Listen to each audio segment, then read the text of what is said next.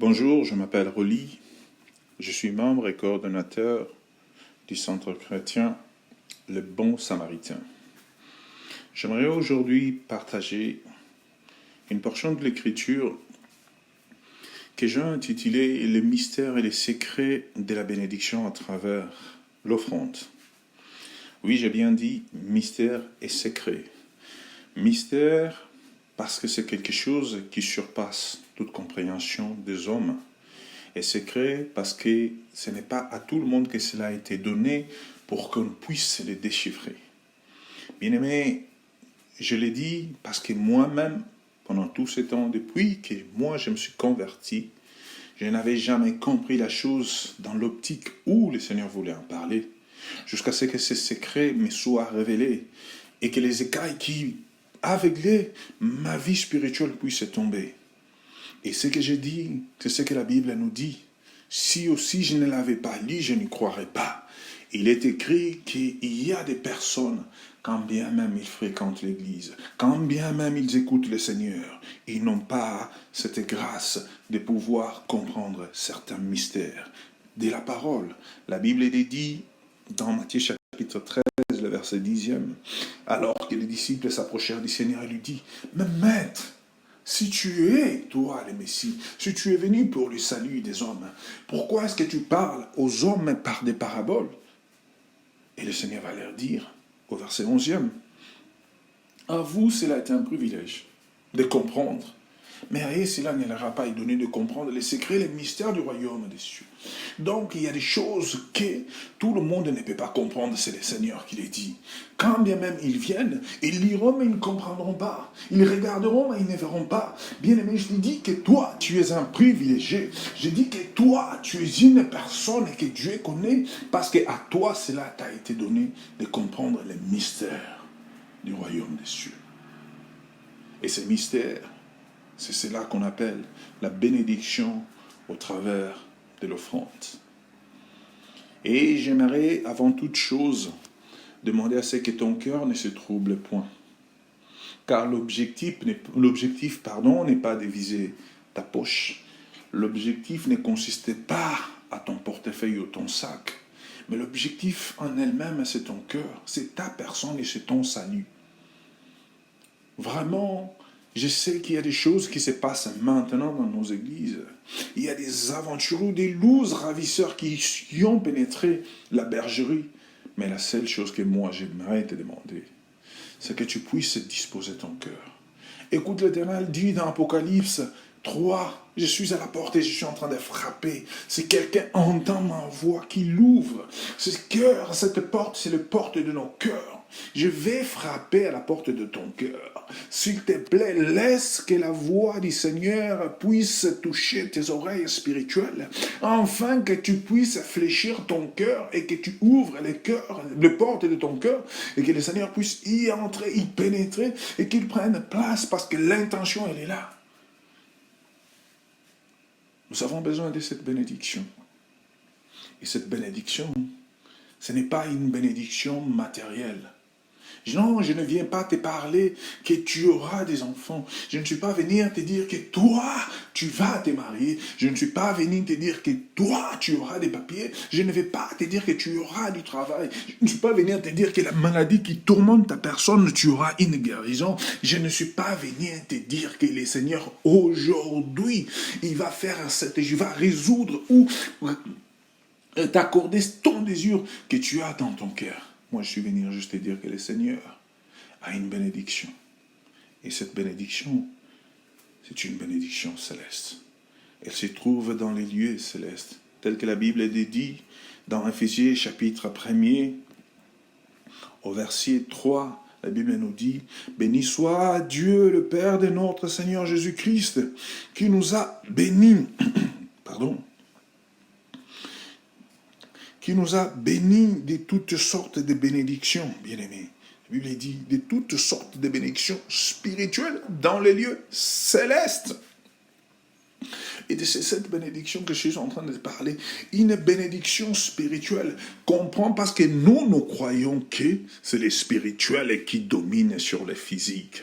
Si moi, j'arrive à atteindre, à obtenir les choses spirituelles, les physiques accompagneront. Si on veut comprendre pourquoi que le Seigneur dut chercher premièrement les royaumes, chercher premièrement les choses spirituelles, et les autres vous seront donnés par-dessus tout, c'est premièrement pénétrer dans les mondes spirituels, c'est obtenir les choses spirituelles, c'est obtenir les bénédictions spirituelles, afin que les choses matérielles puissent accompagner. Nous nous laissons aujourd'hui exciter par tout ce qui est promesse, par tout ce qui est matériel. Alors nous oublions que la Bible nous dit, dans 2 Corinthiens, chapitre 4, le verset 17 et 18, la Bible nous dit, pardon,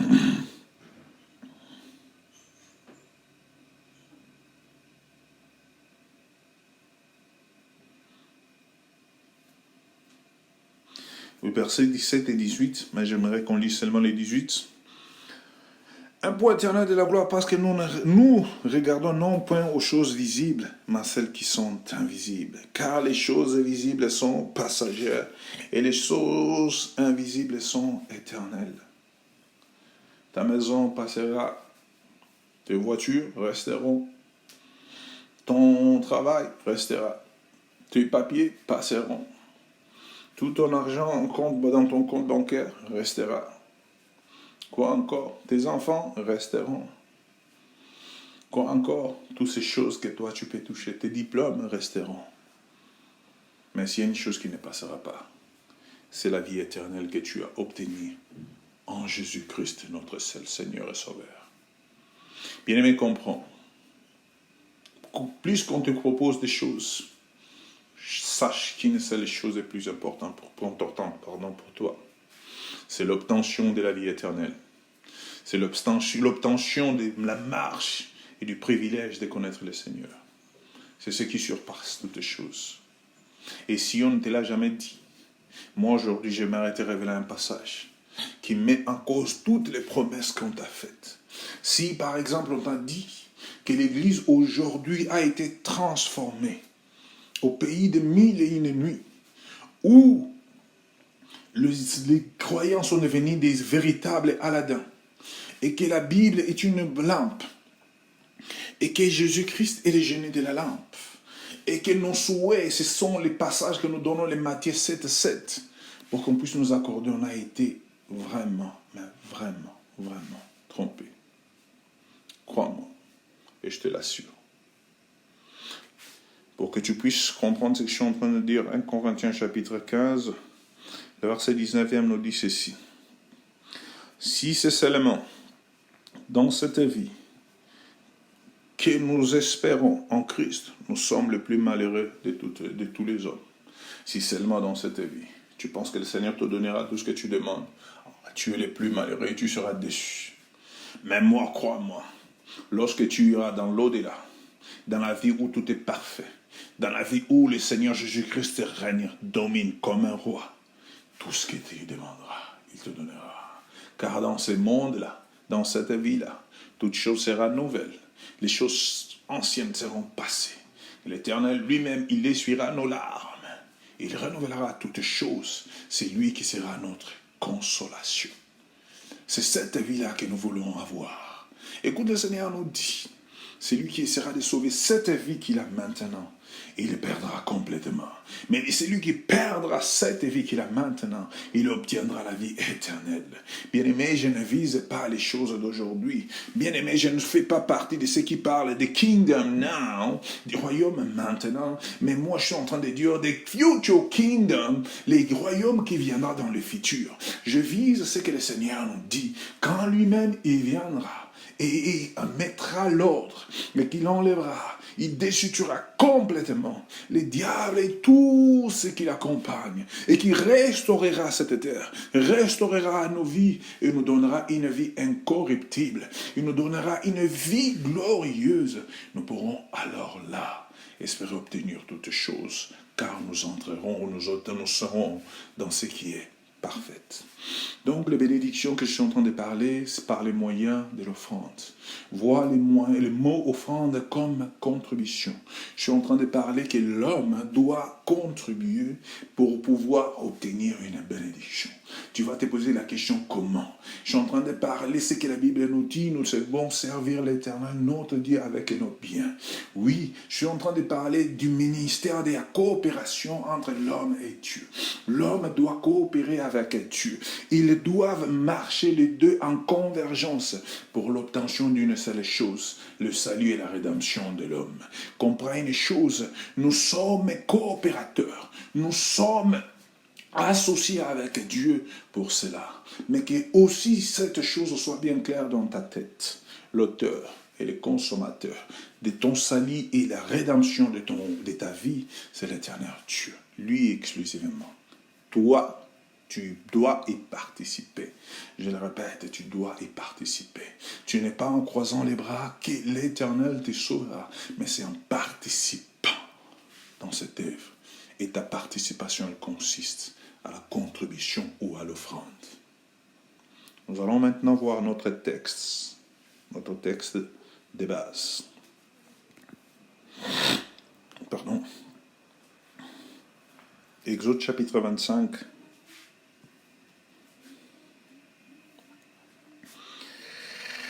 Du premier verset au verset 22e.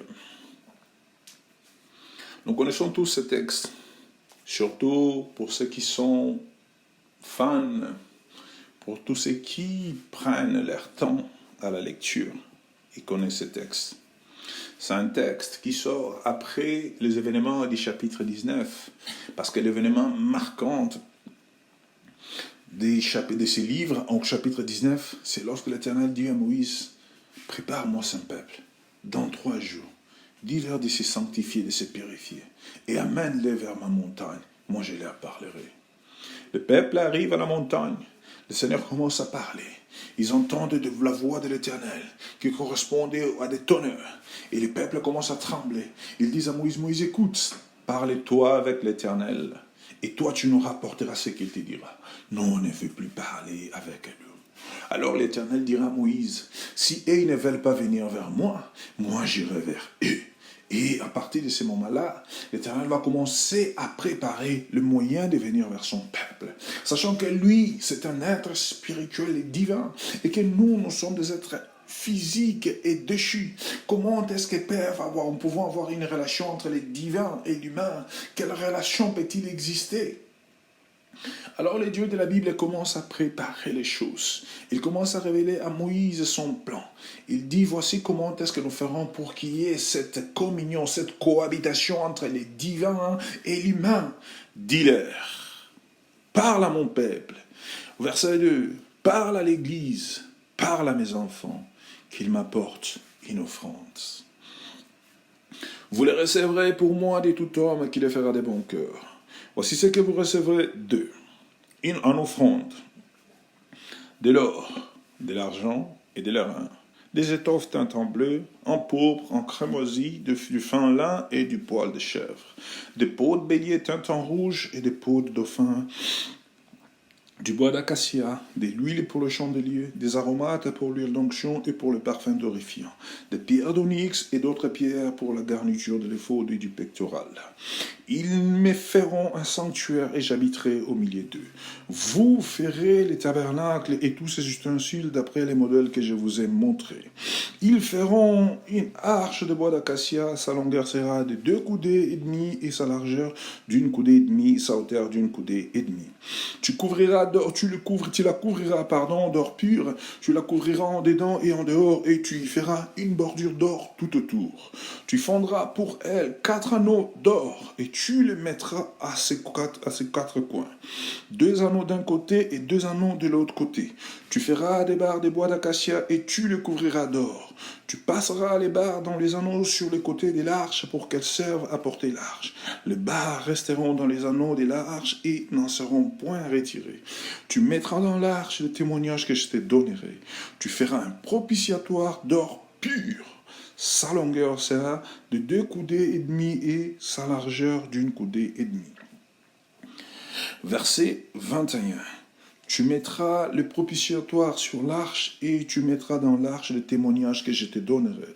C'est là que je me rencontrerai avec toi, du haut du propitiatoire, entre les deux chérubins placés sur l'arche du témoignage. Je te donnerai tous mes ordres pour les enfants d'Israël. Parole du Seigneur. Comme je disais, le Seigneur était maintenant en train de montrer à Moïse les moyens par lesquels ils doivent marcher ensemble. Ou comment est-ce qu'il planifiait sa cohabitation avec son peuple. Oui, comme je l'ai déjà dit, lui qui est divin et spirituel, quelle cohabitation, comment est-ce qu'il cohabiterait avec des êtres humains et déchus. Le Seigneur qui surpasse, ou sa façon de penser qui surpasse notre entendement et notre intelligence, commence maintenant à montrer comment est-ce qu'il avait déjà planifié cela. Il parle des éléments qui sont fondamentaux. Il parle de l'offrande. Et le mot offrande, dans ces passages bien-aimés, est très important que nous puissions comprendre. Il va utiliser un mot qui, en hébreu, en traduisant en français, veut dire pratiquement contribuer. C'est un mot qui est littéralement opposé au mot offrande qu'on trouve dans les livres de Lévitique. Dans le livre de Lévitique, l'Éternel parle des offrandes, mais l'offrande qu'il parle, c'est une offrande qui s'appelle Corban. Alors que cette offrande qu'il va parler ici veut dire Terouma. Terouma veut dire contribuer ou la participation. Raison pour laquelle j'étais en train de dire notre bénédiction ne peut venir que par les moyens de l'offrande. Ou soit notre bénédiction ne peut venir que par les moyens de la contribution.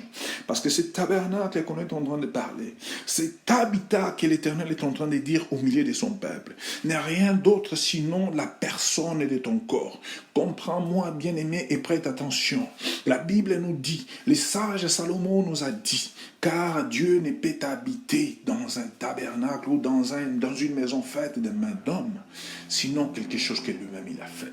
Donc là où Dieu aimerait habiter, c'est ton corps. C'est en toi. Alors cette recommandation revient à ta personne. Il est en train de te donner des instructions pour que tu puisses comprendre, afin que tu fasses de ton cœur les lieux saints de sa personne et de ton corps les temples où sa gloire doit y habiter.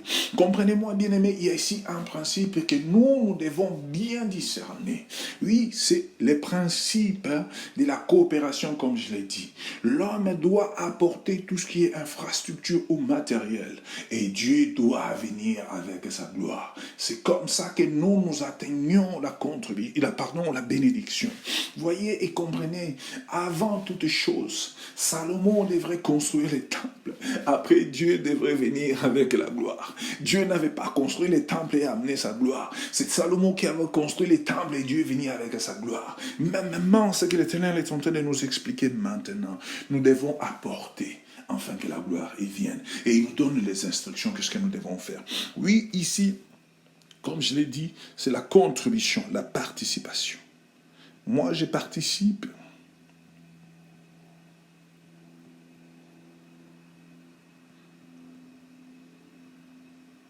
Je fais ma part.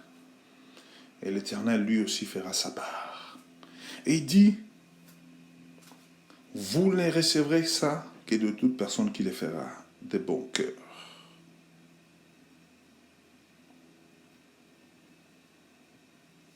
Ça, c'est très important, parce que lorsque nous voyons cœur ici, des bons cœurs, non à murmurant, l'apôtre Paul va dire, il y a plus de joie à donner qu'il y a de recevoir. Ça, c'est une maladie qui est en train d'affecter notre Église maintenant. Dans l'Église, les gens ont plus besoin de bénédictions et ils ne veulent pas du Dieu qui bénit. Les gens visent les bénédictions de Dieu, mais ils ne veulent pas de Dieu de bénédiction. Alors quand on leur parle de participer ou de servir les dieux qui de bénédiction, les gens commencent à murmurer. Et le Seigneur, sachant cela, il nous avertit, dit qu'il faut que ce soit de bons cœurs. Pourquoi est-ce qu'il nous dit de bons cœurs? Parce que plus loin, le Seigneur va donner les tables des recommandations, ou soit les 10 commandements, et cela seront écrites sur des pierres. Les pierres symbolisaient la dureté de nos cœurs. La dureté de mon cœur, la dureté de ton cœur. Sais-tu combien est-ce que tu murmures pour faire l'œuvre de Dieu? Nous sommes toujours disposés à nous acheter des Mazantomo. Nous sommes toujours disposés à nous acheter des BM. Nous sommes toujours disposés à nous acheter des maisons. Mais quand c'est l'œuvre de l'Éternel, ce sont les pasteurs qui sont des escrocs. Quand c'est pour l'œuvre de Dieu, les pasteurs sont en train de nous voler. Ils ne veulent pas travailler, ils ne pensent qu'à être là et manger de notre argent. Ça, c'est la preuve irréfutable de la dureté de nos cœurs. Alors le Seigneur est en train de nous dire, qu'est de ceux qui les feront de beaux cœurs? De bons cœurs aussi va représenter l'intégrité ou l'entièreté de ta personne. Parce que beaucoup ont le cœur ailleurs et qui se présentent dans l'église que par des lèvres. Ils pensent qu'en venant, en criant, en faisant semblant, que le Seigneur ne voit pas. Mais nous demandons à ce que les gens viennent, ou le Seigneur demande à ce que nous venons de tout notre cœur, de bons cœurs. Ça représente notre état.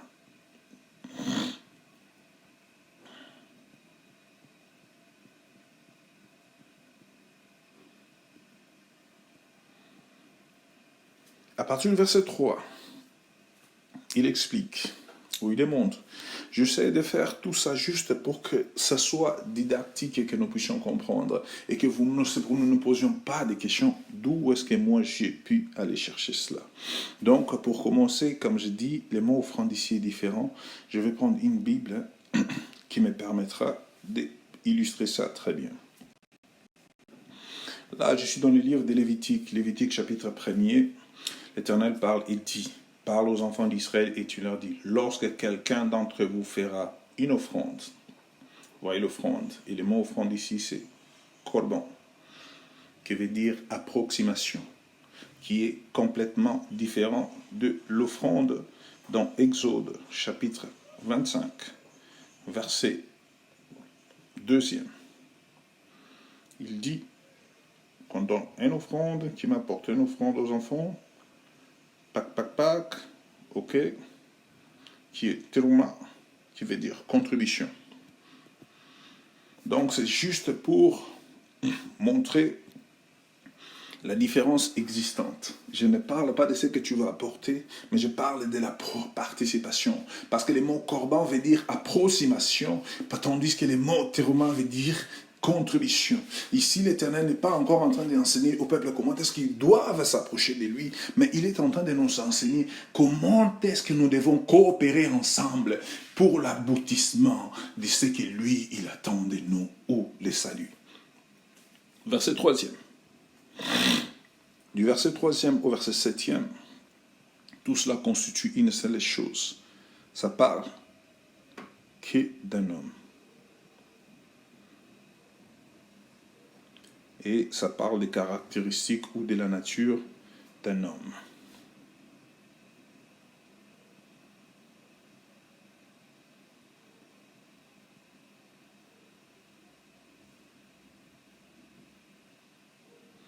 Excusez-moi, je le fais avec la main, je n'ai pas encore de pencil. Alors c'est compliqué de le faire. La nature.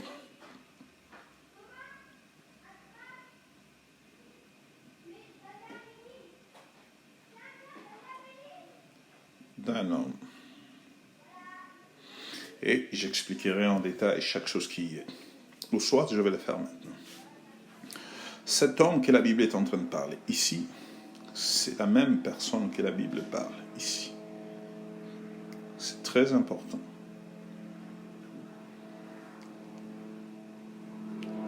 C'est cet homme ici, qui est représenté par un propitiatoire d'or pur. Et c'est de lui aussi que la Bible parle ici.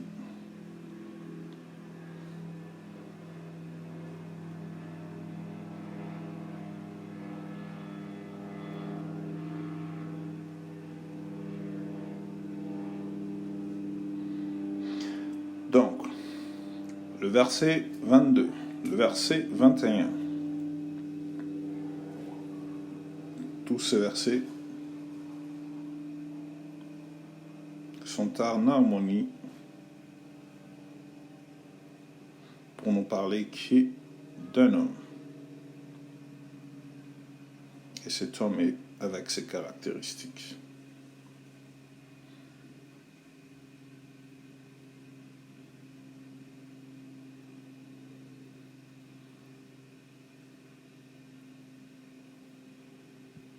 Et cet homme a pour mission être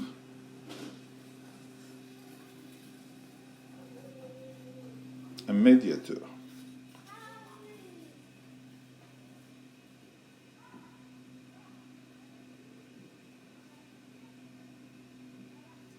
Selon 1 Timothée 2, 5. C'est que vous commencez déjà à voir l'idée de cet homme. Par contre, cette même personne, ici représentée, qu'on parle de sa nature telle que je dis, on parle de l'or, on parle de l'argent, on parle de l'airain. Ça,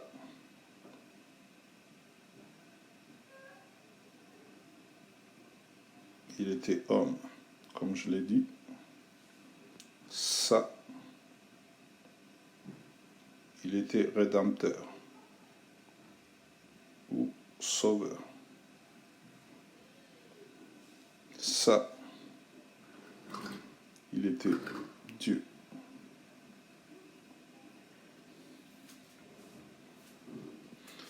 C'est cet homme que la Bible est en train de nous parler. Les caractéristiques de ce qui l'offrande, la contribution, la participation de salut de l'homme consistait en cela. Et que cet homme qui doit participer, sa nature doit être or, argent et airain. Je pense que nous avons tous compris que nous sommes en train de parler de notre Seigneur et Maître, Jésus-Christ. Donc, il avait cette nature. Et en continuant, on parle aussi ici d'une chose qui est très importante à noter.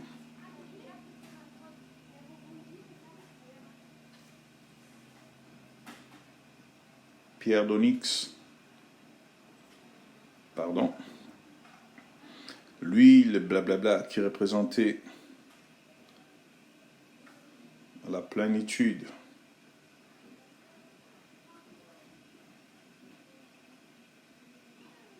du Saint-Esprit. Et la pierre d'onyx représente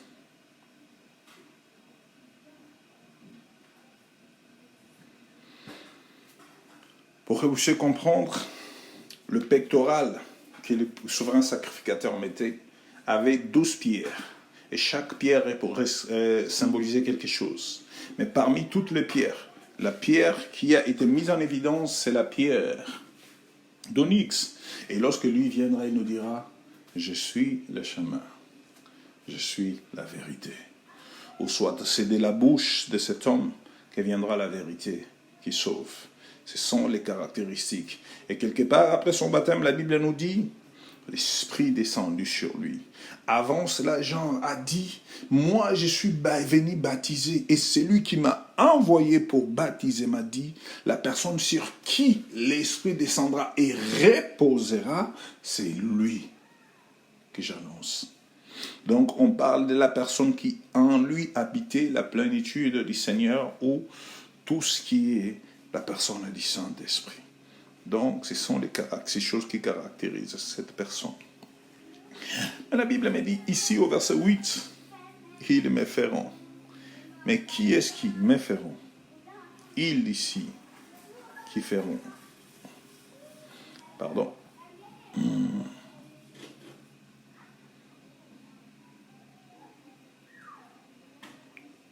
Ceux qui feront ici, Éphésiens 4, 11, 13. Et ils ont la responsabilité pour faire. Pour faire quoi? Un sanctuaire. Or, les mots sanctuaire ici représentent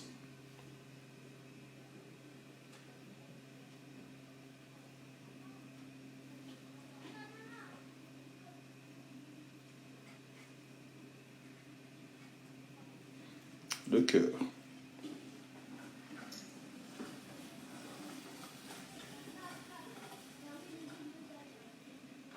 Le mot tabernacle, qui est le mot hébreu pour Bet Amigdash,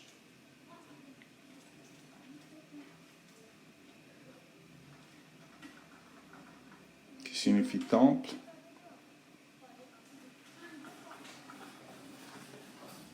C'est le corps. Ceux qui sont cités dans Éphésiens chapitre 4 ont comme responsabilité de préparer un cœur qui est le lieu saint ou un sanctuaire qui sera mis dans un temple ou dans un corps pour que Dieu fasse de cette personne son habitat. Après il dit, ils me feront. Il répète, le 8 et le 10 répète la même chose, ne fait référence qu'à Éphésiens 4. Mais par contre, il dit, ils feront une arche de bois d'acacia. Prêtons bien attention. Bois d'acacia,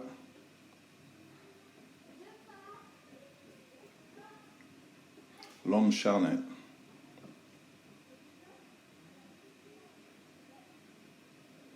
C'est l'ancien homme.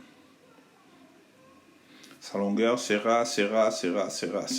Cet homme qui est charnel, préparé et formé par ces hommes, afin que quoi?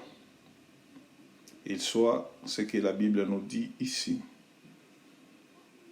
Rempli. Ce n'est plus, maintenant on parle d'or pur. Ça c'est un homme selon 2 Corinthiens 5, 17. Car ceux qui sont en Christ sont une nouvelle créature. Voici les choses anciennes sont passées et toute chose est nouvelle. Pourquoi est-ce que je dis cela? Parce que c'est une personne qui a été couverte d'or pur. Comment est-ce que je sais cela? À cause de l'œuvre que celui-ci fait.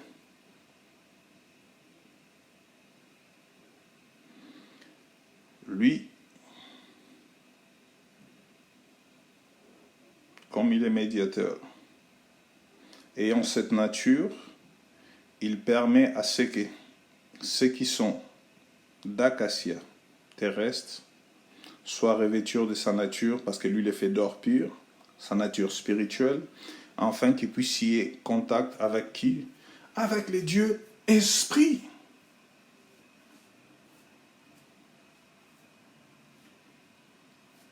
J'espère que vous me comprenez. Avec un Dieu esprit. Et le Seigneur a commencé à faire cette médiation, telle que la Bible dit au verset 22. Voyez ce qu'il dit. Tu feras un propitiatoire. Mais à quoi est-ce que servait ces propitiatoires? Servait quoi? Tu mettras propitiatoire sur l'arche pour couvrir.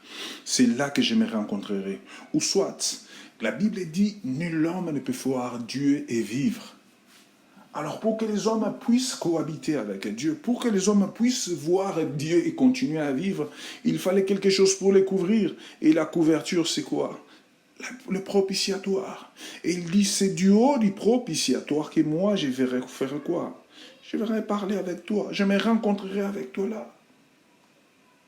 Cette personne qui est de nature pure ou d'or pur, cette personne qui est de nature divine, est venue couvrir notre nature charnelle et mortelle, afin que nous ne mourions pas lorsque celui qui est plénitude de la divinité viendra et nous couvre. Mais pour que tout cela puisse marcher, voyez, il va donner une recommandation qui est super importante, bien-aimé, super importante. Il dit, on mettra dans l'arche les témoignages. C'est important. C'est quoi les témoignages? La parole. Apocalypse chapitre 12. Verset 11. Sans ça, bien-aimé, on n'est rien. Apocalypse chapitre 12, verset 11, qu'est-ce qu'elle nous dit? Verset 11e. Ils l'ont vaincu à cause du sang de l'agneau et à cause de la parole de leur témoignage. C'est cette parole qui a été mise en nous, qui nous servira, et c'est cette parole qui parlera pour nous ces jours-là, lorsque nous serons devant Dieu. Parce que c'est cette parole qui ouvre les brèches dans le lieu céleste, afin que nous puissions nous présenter devant la personne de Dieu, couverte de la nature quoi? D'or pur de Christ Jésus. Ça, c'est un mystère que nous n'avons jamais vu dans cet angle-là. Alors que la Bible a toujours parlé de nous. La Bible a toujours parlé de toi. Et comprends maintenant là où le Seigneur veut t'amener. Et comme je disais, la contribution, la participation. Pourquoi est-ce que j'ai parlé de cela?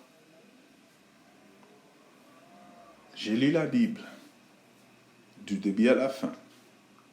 Partout où on parle du temple et la manifestation de la gloire de Dieu, l'homme a toujours providencié le matériel et Dieu a toujours providencié le spirituel ou sa gloire. Il n'y a que ça. Et si nous comprenons cela, nous pouvons facilement entrer dans la bénédiction des choses célestes. Et je vais vous en donner des preuves, quelques-unes. Pas trop parce que nous n'avons pas trop de temps. Des Chroniques. Pardon. Un Chronique 29. Le roi David va commencer à expliquer à son peuple. Il dit quoi? Il dit à toute l'assemblée, mon fils Salomon, le seul que Dieu a choisi, est jeune et d'un âge faible. Et l'ouvrage est considérable, car ce palais n'est pas pour un homme, mais il est pour l'Éternel. Il commence à expliquer qu'il va donner maintenant, passer le relais à Salomon pour qu'il puisse faire la construction des temples. Il dit, j'ai mis toutes mes forces à préparer pour la maison de mon Dieu de l'or, ce qui doit être d'or, de l'argent pour ce qui doit être. En argent, de l'airain, voyez, lisez tous ces passages, vous allez voir. Au verset 4, de plus, il va parler maintenant de ce qui est à lui. De plus, dans mon attachement pour le Seigneur, la maison de mon Dieu, j'ai donné à la maison de mon Dieu de l'or et de l'argent que je possède en ma propre. Maintenant, je prends les choses que j'ai de ma poche pour y mettre. Peu importe les déceptions qu'on a déjà eues. Peu importe les gens qu'on a vus escroquer. Bien-aimés, si on veut vivre la gloire de Dieu, nous sommes obligés de contribuer avec ce qui est infrastructure ou physique pour que la gloire de Dieu vienne. Maintenant, j'aimerais te parler du côté spirituel de ce que je suis en train de dire. Nous qui sommes la maison de Dieu, nous devons nous offrir tel que la Bible dit dans Romains chapitre 12. La Bible dit, Romains chapitre 12 au verset 2e. Il dit, ne nous conformons pas au siècle présent, mais que nous soyons transformés par le renouvellement de l'intelligence, afin que nous puissions discerner quelle est la volonté de Dieu, ce qui est bon et qui est quoi? Agréable. Au verset 1er, maintenant, il nous dit quoi? Je vous exhorte, frères, par la compassion de Dieu, à vous offrir vos corps comme quoi? Un sacrifice vivant, saint et agréable à Dieu. Nous devons offrir, lorsque nous donnons nos cœurs, lorsque nous donnons nos vies comme un sacrifice, comme offrande. Nous disons au Seigneur, moi je vais coopérer pour l'œuvre que toi tu as préparée. Et toi tu viendras avec ta gloire. Et moi j'obtiendrai le salut et la vie éternelle. Bien-aimé, c'est simple mais c'est impératif. Tu vas me dire, mais pourquoi j'ai parlé de l'argent? Parce que plus toi tu t'attaches à l'argent, si toi tu ne veux pas te détacher de ton amour, de l'attachement que tu y as pour ton argent, cela prouve que tu es plus attaché à maman qu'à Dieu. Écoutez, la seule personne ou le seul esprit impur que le Seigneur Jésus a appelé maître au Seigneur, c'est maman. Il dit, nul ne peut servir de maître au Seigneur. Il lui désigne par son nom et par son rang. Il dit, nul ne peut le servir de Seigneur demi-heure ou d'un mètre. On ne peut pas servir Dieu, on ne peut pas servir maman.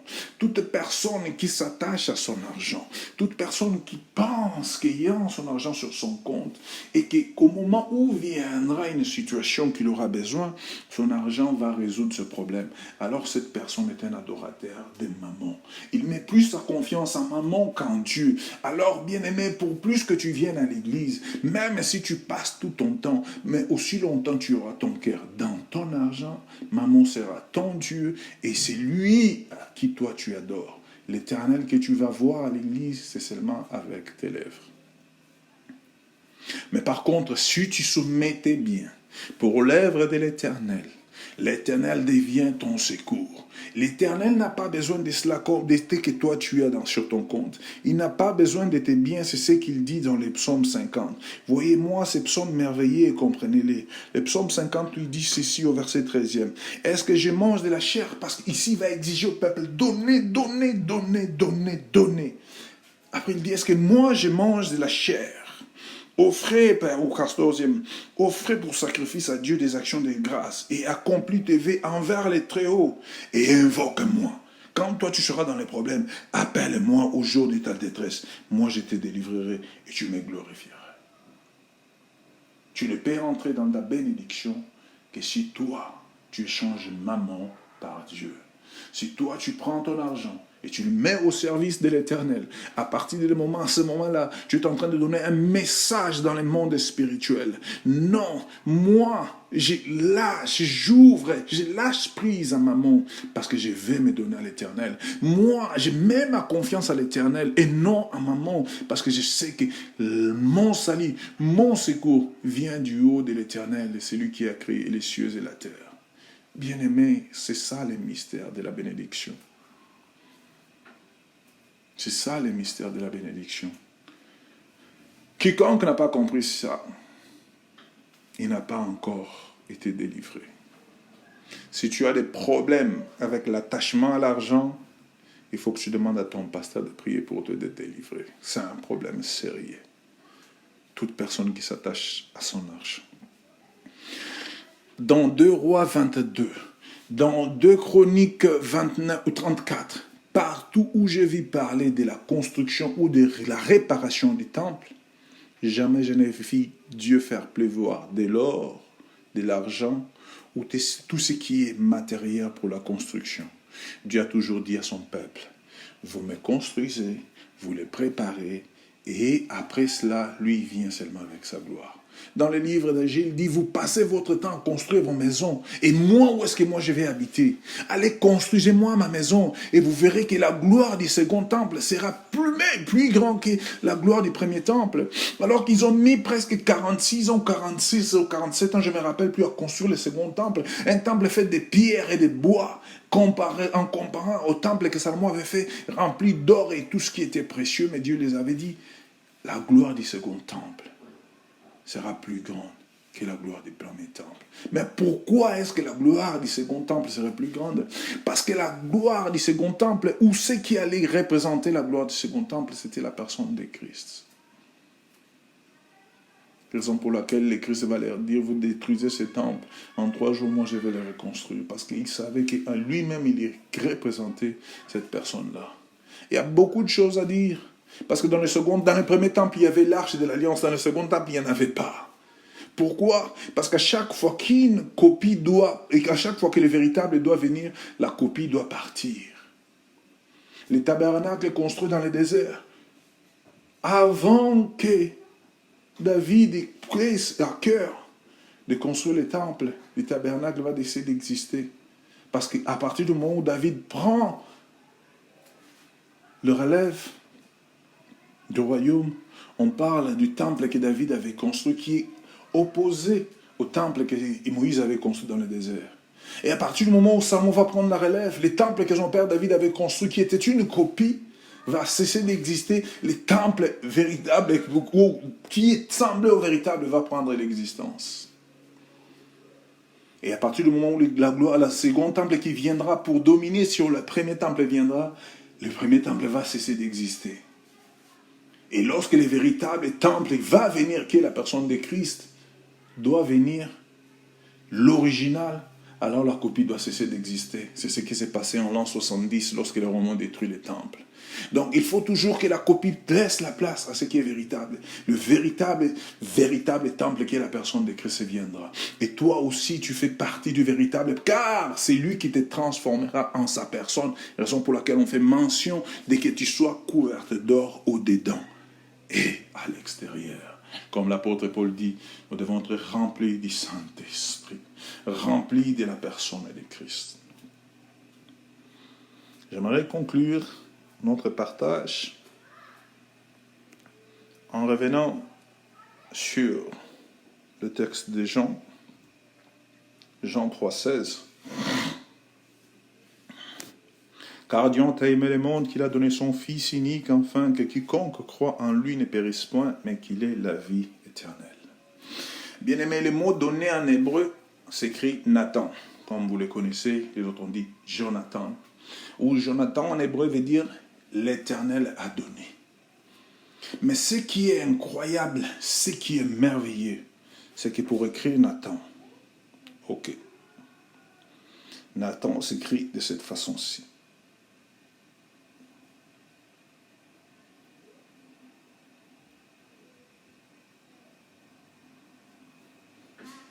Ça, c'est le mot hébreu pour Nathan. Tu peux te poser des questions, mais qu'est-ce que cela veut dire? Ça symbolise les spermatozoïdes, ça symbolise les spermatozoïdes. Or, spermatozoïde représente la vie, ça représente la vie. Et ça, c'est la croix. Ou soit Dieu est en train de dire, une vie qu'on donne par l'alliance de la croix pour recevoir une autre vie. Le mystère de la participation de l'offrande. Quiconque donnera sa vie pour moi ne la perdra point, mais la recevra. Car Dieu a tant aimé le monde qui donne une vie, afin que quiconque fera alliance avec lui obtienne quoi, ne périsse pas, mais qu'il obtienne quoi? La vie éternelle. Que le Dieu de la Bible vous bénisse. Avant que je ne puisse conclure, j'aimerais juste dire ceci. Nous sommes un groupe que nous commençons. Si le Seigneur t'a touché par ces messages, si tu penses que nous méritons une faveur de ta part, nous avons besoin d'une contribution de ta part. Si tu veux, par rapport à ce que tu as, tu peux toujours contribuer pour nous aider à construire ce que nous sommes en train de construire. Je te prie, ne murmure pas. Si cela ne te convient pas, il n'y a aucun souci. Mais si cela te convient, je te supplie de participer à cette œuvre. J'aimerais que tu participes car le Dieu de la Bible va te bénir. Parce que tu es en train d'accéder aux bénédictions des choses célestes ou spirituelles. Raison pour laquelle, pour toute personne qui écoutera ces messages, où que tu sois, si le Seigneur t'a convaincu de participer à cette œuvre, contacte-nous. Pour ceux qui sont en France,